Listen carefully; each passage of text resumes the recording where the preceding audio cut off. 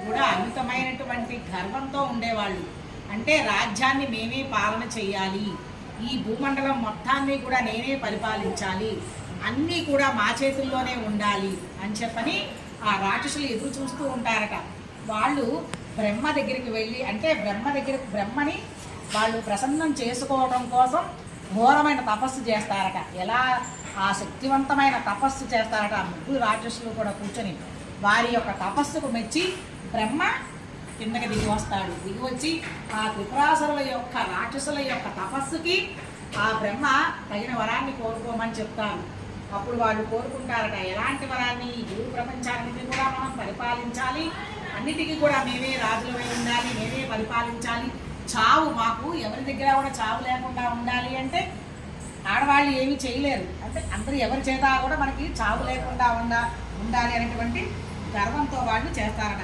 స్వర్గాన్ని, భూమిని, పాతాళాన్ని శాసించడం మొదలు పెడతారంటే వాటన్నిటినీ కూడా మేము చేజిక్కించుకోవాలి అని చెప్పని బ్రహ్మచేత వరాలు పొందుతారు.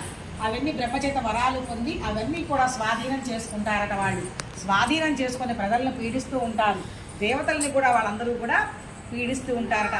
చివరికి ఏం చేస్తారు? దేవతలందరూ కూడా భయాందోళనకు గురైపోతారు. భయము, వాళ్ళకందరికి కూడా భయం వస్తుంటుంది. అంటే మమ్మల్ని చంపడానికి వస్తారు రాక్షసులు, మా రాజ్యాన్ని వాళ్ళందరూ కూడా చేజిక్కించుకున్నారు.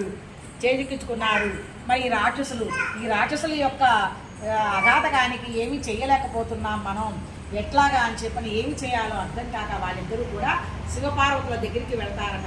వెళ్ళి, స్వామి, అమ్మ పార్వతీమాత, ఈ రాక్షసుల యొక్క ఆగడాలకు మేము తట్టుకోలేకపోతున్నాము, వాళ్ళ నుంచి మమ్మల్ని రక్షించమ్మా అని చెప్పని ఆ పార్వతీమాత యొక్క అనుగ్రహాన్ని వాళ్ళు తీసుకుంటారట. అప్పుడు అమ్మవారు ఏం చేస్తుంది? ఒక బాలికను సృష్టించి తన యొక్క ప్రాణశక్తిని ఆ యొక్క బాలిక 8 సంవత్సరాలైనటువంటి ఒక బాలికలో తన యొక్క ప్రాణశక్తిని నిక్షిప్తం చేస్తుంది అమ్మవారు.